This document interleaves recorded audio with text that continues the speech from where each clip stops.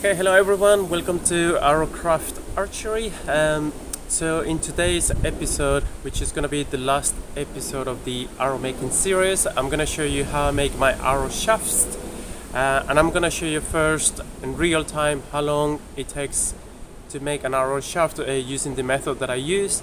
And then later we'll go through all the steps in detail. I hope you enjoyed this episode, and don't forget to subscribe if you haven't done so, and yeah, let's crack on.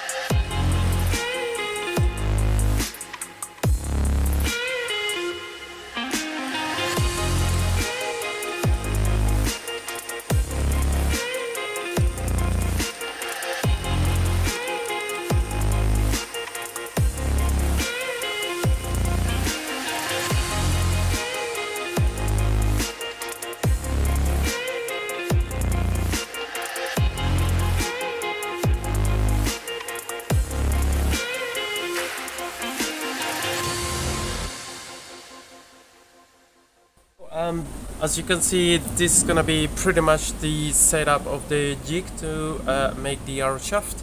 But before we use the jig, let's talk about the cutouts or the wood that we're gonna use for that. So we're gonna start with squares of wood, whatever wood is handy to you or you have available, which I get from my local joinery, and they just throw these pieces of wood away. And what I do, I just cut them to square. You can do so in different ways. You can actually, if you have a local joinery to you, you can ask them to do the squares for them. They're very easy to do. They'll do that in no time. So we're gonna do, I'm just gonna do 4 today, and then I'll go through all the details. The one thing that we also have to bear in mind is that, of course, once we have the squares, we wanna select them. If they are a little bit bent, I'll show you another one. When you look along, some of them might be more bent than others. That is okay. Sometimes you can bend them back using a heat gun. So we're not going to worry about that right now. The one thing to look out for is going to be whether we happen to have knots in our sticks, so in our square. So if we notice here, this stick here, we have a knot. So knots are very hard wood. That's a risk. We don't want any wood that is going to be more brittle, like a weak point in the shaft. So I'm going to keep the length of this, because the arrows that I use are more or less around this. So I'm going to keep the whole length because it's just going to make it easier for me to do the shaft. But I know I'll be cutting that off because we don't want any knots in our arrow shafts. So that's something to bear in mind. Other than that, as long as you have a square that is fairly straight, we can work with that. But basically what we're going to be doing is feeding these squares into this dowel maker. Think of it as a sharpener for big pieces of wood. And because we're gonna be feeding it through it, we just need to make sure that it's gonna fit in there comfortably. And once we start rotating it on the other side, it's gonna come out of the size that we need or we want. In this case, it's 3/8 or 10 mil, whichever convention you use. Now, technically, we could start fitting this right away. The square doesn't matter, but because I like taking care of my equipment, I'm just gonna slightly cut out those corners here. And for that, you could use any. There's a spoon here that my partner was doing at one point. Didn't finish that. But you could use any type of utility knife, Swiss knife, pen knife, anything you have at handy. I have carving knives, which are ideal for this kind of thing because they're very sharp. So that's what I'm gonna do now. So here are two that I have done so far. As I said, I prefer using a carving knife to do this. This was done with the carving knife, and basically, if I were to measure this, we're just getting roughly close, around 10. I probably overdid a little bit there, but it doesn't matter. So what I'm gonna do is I'm reducing this also because I'm gonna be clamping it to the drill, and the maximum drill bit that I fit on my drill is 10. So I'm just gonna place these in the drill instead of a drill bit. You'll show that. For this one I use a belt sander. Same thing, it just smooths it out a little bit more. It's just a way to facilitate placing the shaft in the drill and also as we feed it through. I'll show you already how I have carved the ends of the shaft that we're gonna be making today. And these should be enough just to place them in the drill, so I'll show you. Now that's the bit that is gonna go on the drill, and on the other side we can go as much as this, or we could just like remove just a little bit on the corners as you can see here. So we're gonna be making today 4 arrow shaft. 2, you can probably see the difference in the color of the wood. So this is a sapili, a very strong tight grain type of wood, and this is a grande light wood. Just so I suppose just to show the point that you can also use soft-ish wood or very hard wood with the setup that I have here. The first thing that I'll do is just place the drill in the drill holder. So basically what we have here is just it's just 2 clamps and minor adjusters. Basically the drill comes in here. This is gonna keep it in place here. I designed this medieval looking holder in a way that I could place all sorts of different drills in it. So I can adjust the inclination and the tilting on the side, etc. Just keep it straight here, and once it's all set up, which I'll speed up and show you, then what this is going to allow us is to keep it firm whilst we basically rotate the shaft through the dowel maker. And we have here a piece of wood that is basically acting as a rail, and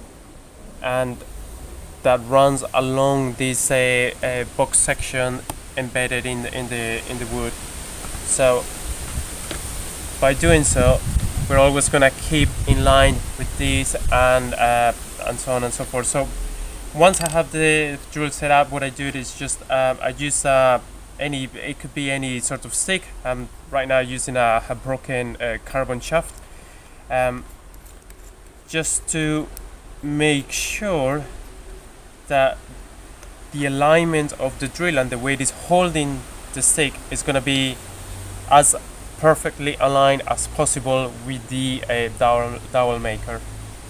So in this case, obviously it's going down, so I just can tighten these, allowing this clamp to go up, and then I can just bring it up a little bit more.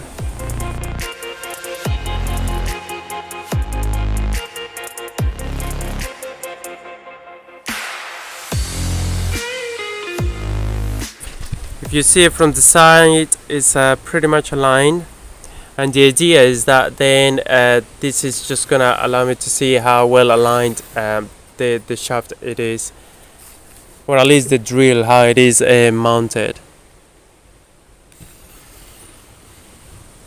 So it's barely pushing it there. Now I'm gonna clamp this because we don't want this moving. Okay, so once we make sure that the drill is properly fixed and it is aligned with the dowel maker, we can then be sure that the moment we slide it through, it's gonna be relatively aligned with it, fit it through.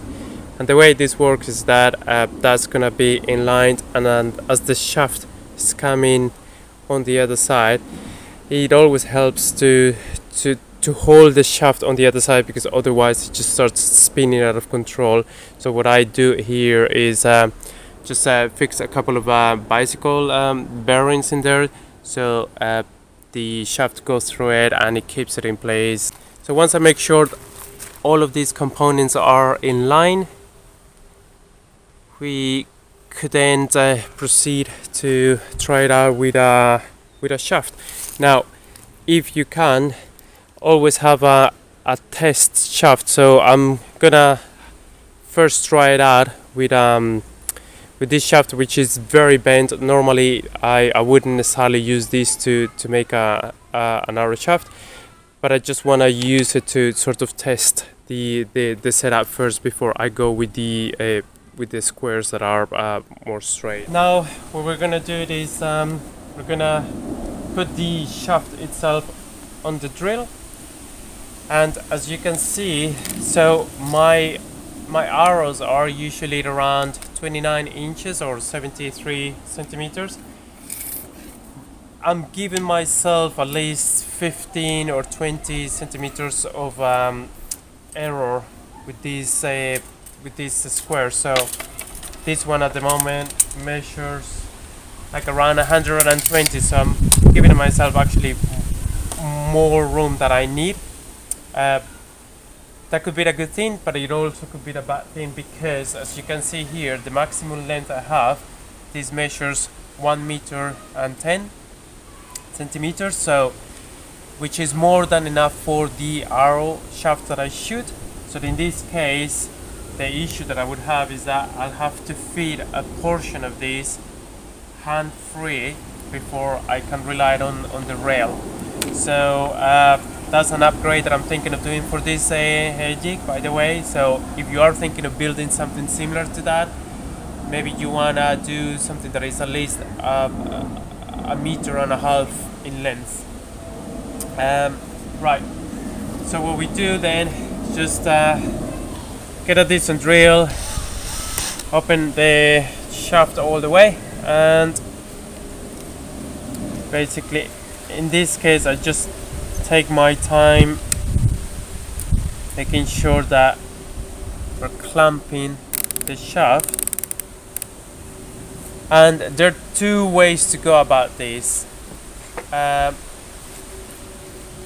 Either you could just rely on that clamping you did there and go all the way through, and that in my experience works the best. Another thing you could do is feed the square through 2 inches, take it out reverse, and then you can use that nice rounded end to clamp it and have a firmer clamp, and then just proceed using the other end of the shaft. Okay, let's have a go at this. So I know I'm off my rail, so I'm just gonna place my hand here just to give me a rough estimate of the height here and everything else. I can use the shaft to keep in line. I can use the rail to keep in line to keep it in line with the shaft. Now, because until I get to the rail, I won't be able to use my hand to keep the shaft a little bit to hold it so it doesn't bounce too much.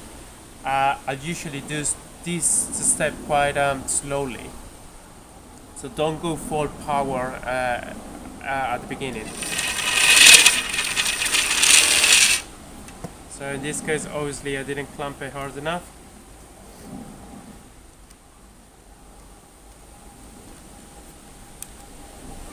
And this is when you might want to then consider getting more clamping area on the shaft itself. In this case, I'm just gonna have another go as it is.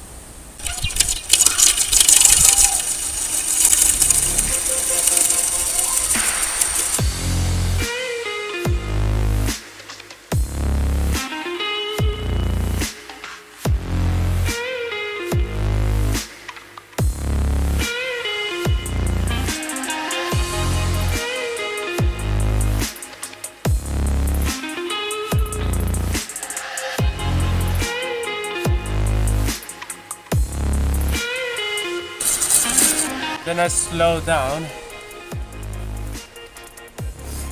to make sure. So this is the first shaft I'm making, so I just make sure that that's gonna be aligned.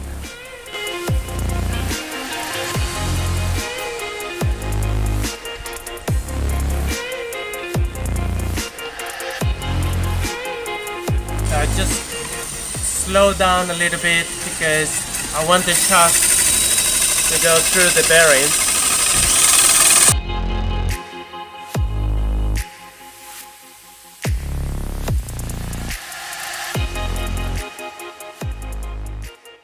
Okay, so once the shaft is done, basically we can look along the shaft to see how straight it is.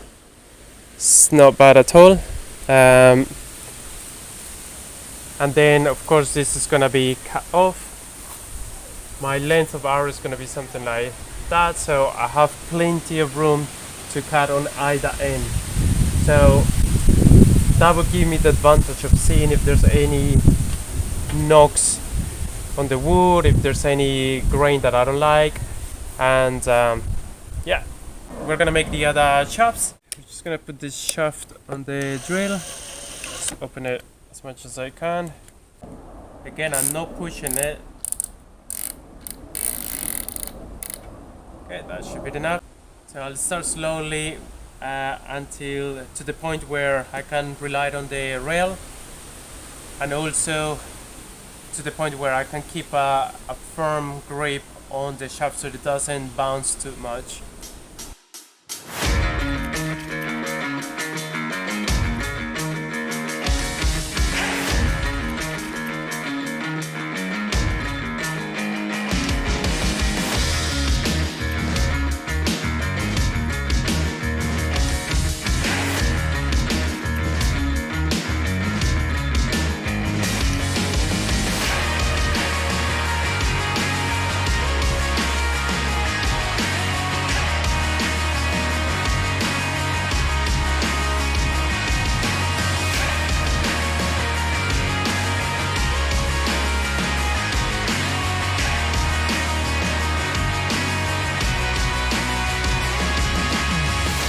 And voila, we have a huge arrow shaft.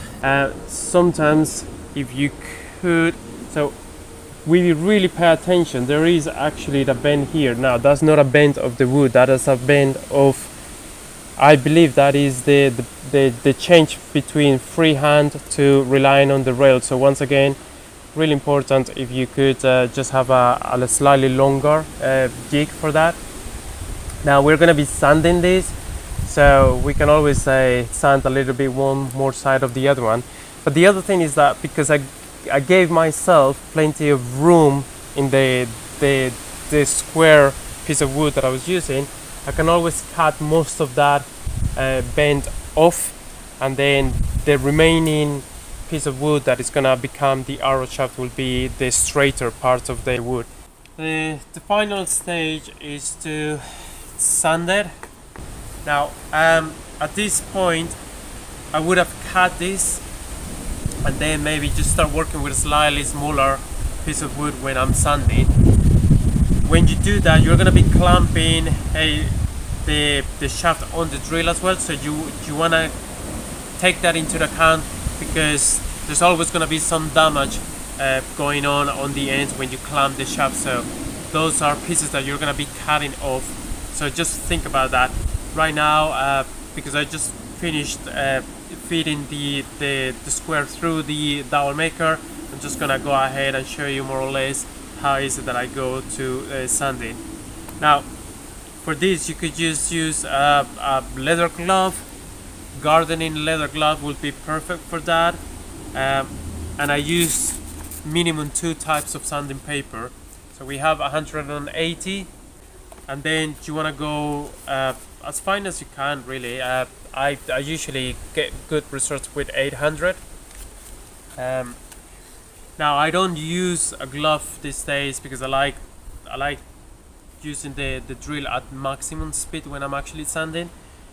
So for that I just designed this little jig. Basically what it is, it's just 2 the door hinges welded together just to give me and this is just a piece of rubber, it could be anything.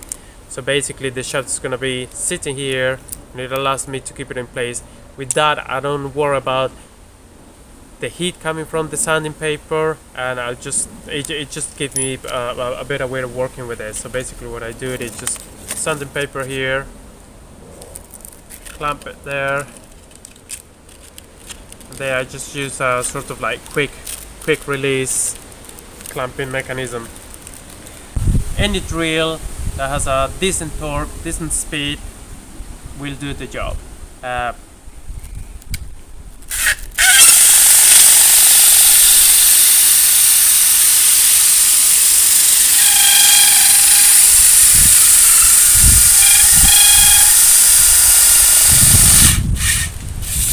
Now I get away doing this with this wood because this is very nice tight grain type of wood. If I was using pine or something like that, it probably would be snapping when it bends here. It probably would be snapping on my face. So get to know your wood and see how much you can push. But you can always take it slowly. You can always, as I said, this is way too long. So usually at this stage I would cut the shaft to do this sanding precisely to minimize the bouncing of the wood when I'm doing. But because I know this type of wood that I'm working, I don't mind.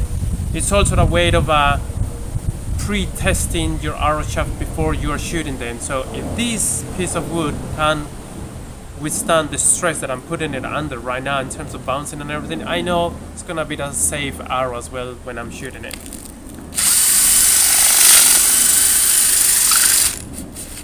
Now that's enough. 2 or 3 more runs along the shaft with a finer sanding paper. Again, in this case I just have 800, so that's what I'm gonna be using. You don't need to use a drill for this. You could just take your time, meditate, and then do it up and down by hand.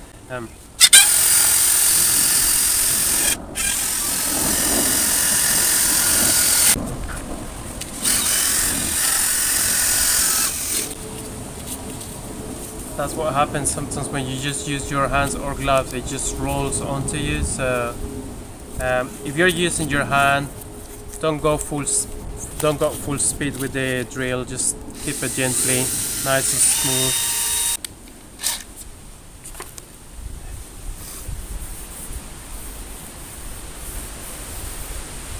There you go. So this is probably as far as I go.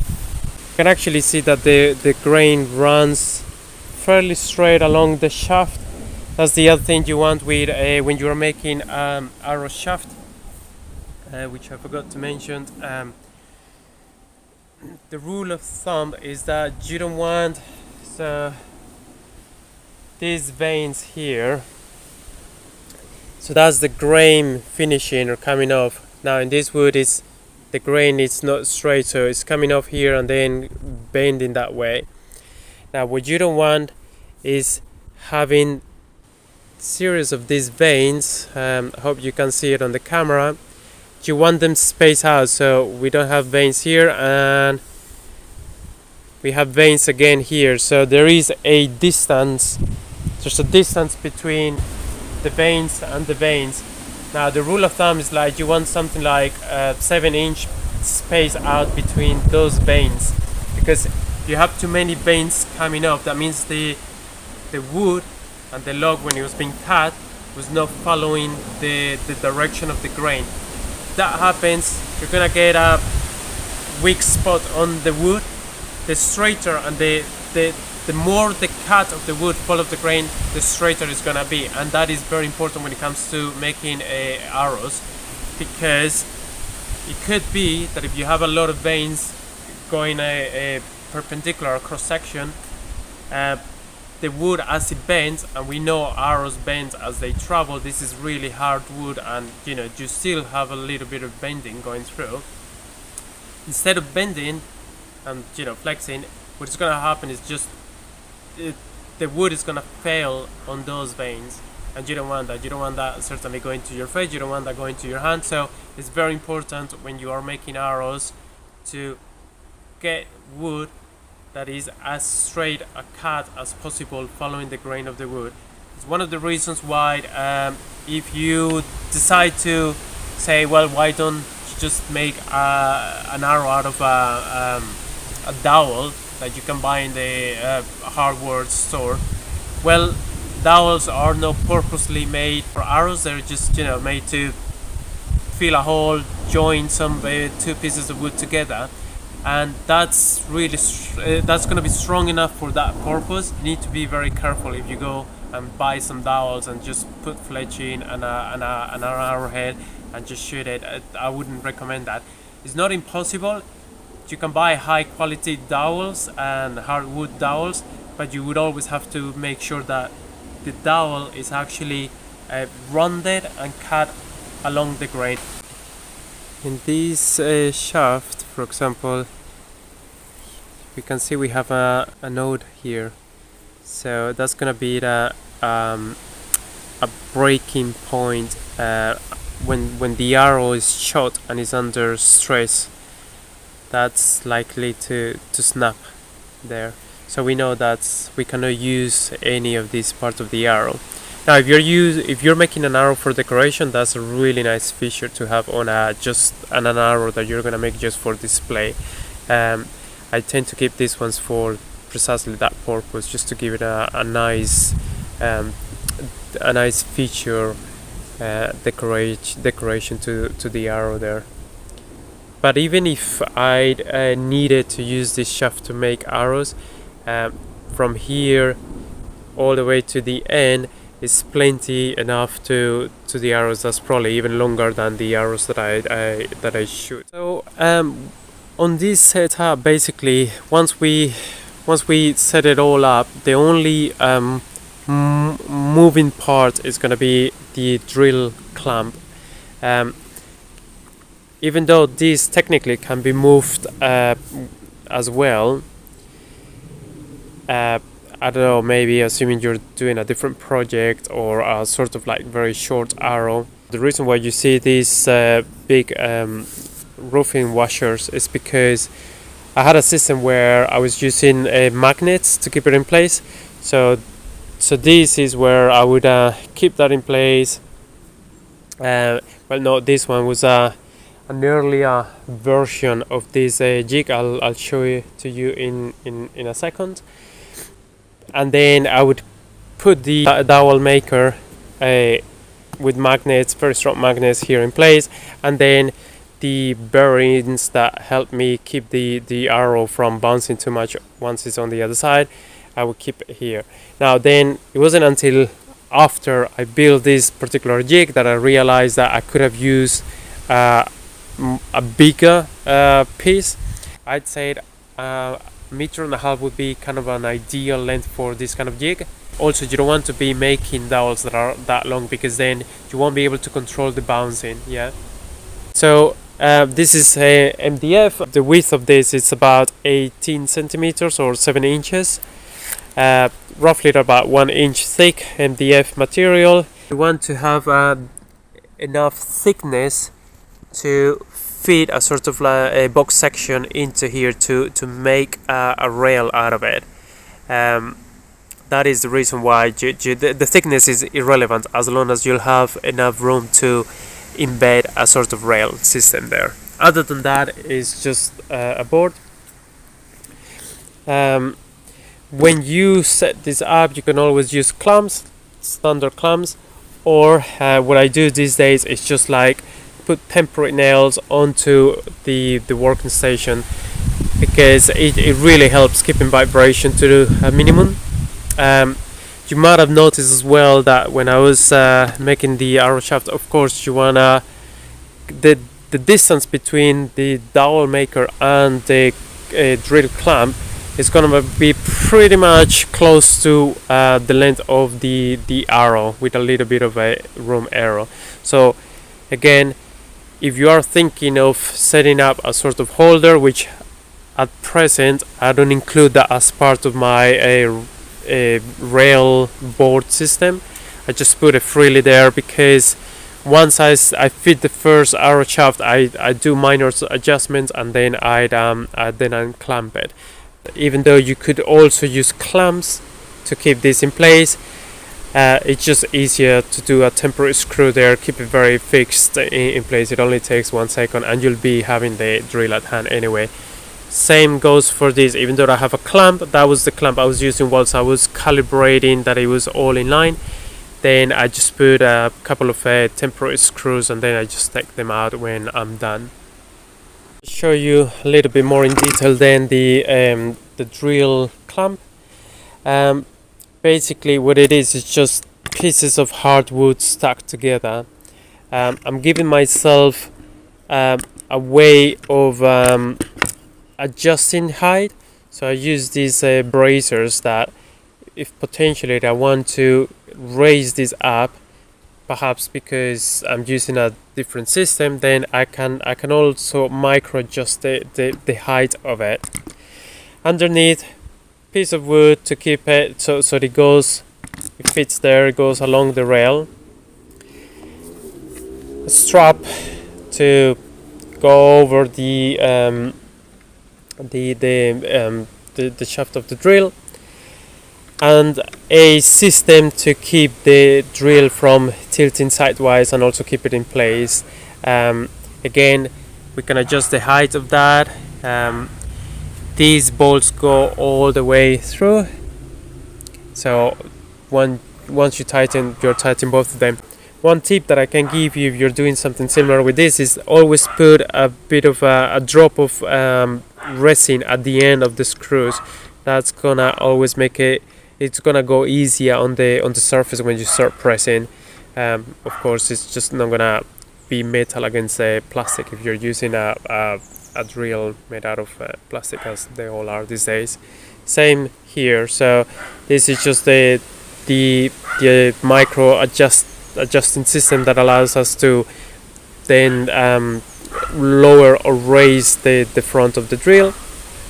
Now you might have noticed that there's also a slight depression on this. That's because some drills wouldn't have necessarily a flat back, if that makes sense. So having a sort of depression would make sure that most drills, even if they have a shape at the back of the drill, will sit there quite steadily. I try to think always in advance, so this will give me different heights and different angles, so I can always just remove the wing nut here and then just place it in a different set. So for the drill that I'm using these days, that's pretty much the setup that I keep. That's now the system that I use these days. I clamp the drill directly and I move the drill directly. Now an earlier version of this whole jig would have involved this. So again, this would have been be kept fixed there, and then all of this would have been tightened to the board. And what I have here is just the shaft itself, so I could potentially just grab any drill and connect it to here as if it was any drill bit. The difference then was that instead of this would be fixed, and then I would just drag along the dowel maker. I just didn't find that to be such an easy job, especially if you are doing it all on your own. The shaft was getting more arrows, they were bending more often, so I definitely recommend just keeping the dowel maker fixed and then moving the actual drill. Now we come then to the dowel maker. So these are when it comes to the dowel maker, you can have 3 types. These are the best ones I've come across so far. This is made by Veritas. Again, I'm not being paid by them or anything like that. I'm just giving you advice on what works for me. You can buy them in 3 sizes. For the shaft that I make are 3/8, so, or around 10 mil or 8-11 mil. So that's the one that I use. You can always do by tilting or pushing in the blade a little bit more or out. You can play a little bit with that size, but you're always going to be limited about the thickness of what comes out on this end. So you can make it a little bit thinner, but you won't be able to make it thicker than 3/8. They're excellent. After when you start making shaft after shaft, after the 10th or half a dozen shafts that you make, this is gonna get very hot, very heated. This is made out of cast aluminium, if I'm not wrong, so this will get really hot. And what I found is that once it gets really hot, it does tend to affect a little bit the finishing on the shaft, but other than that, perfect. I decided to just mount it directly on this wooden mount. Again, like on the drill clamp, put a piece of wood to keep it in place, to keep it aligned. But I also gave myself the freedom, so these are some T-nuts, and that gives me the freedom to, using the same height and everything, then maybe use a different dowel maker. It could be half an inch, it could be an inch, or it could be can't remember what's the other size, but I'll put it on the video when I'm editing for you. Of course, this would be the upgrade version of how to make arrows from what you would have seen in the first arrow making video. The first arrow making video, you would have seen this one. So these were the ones that I was working with before. So this would allow me to make arrow shaft 5 mil thickness, and this for 10 mil thickness. This is nothing else other than 2 pieces of metal welded, at 90 degrees, and then you just have these cutouts to push the piece of wood as you move the drill. It's kind of the way they would make the dowels in the old days. They would just hammer. They would just make the hole of the size of the dowel that they want to make, and then just hammer through. It takes more time. You definitely need a really good drill if you're going to do something like this. This really isn't difficult to make.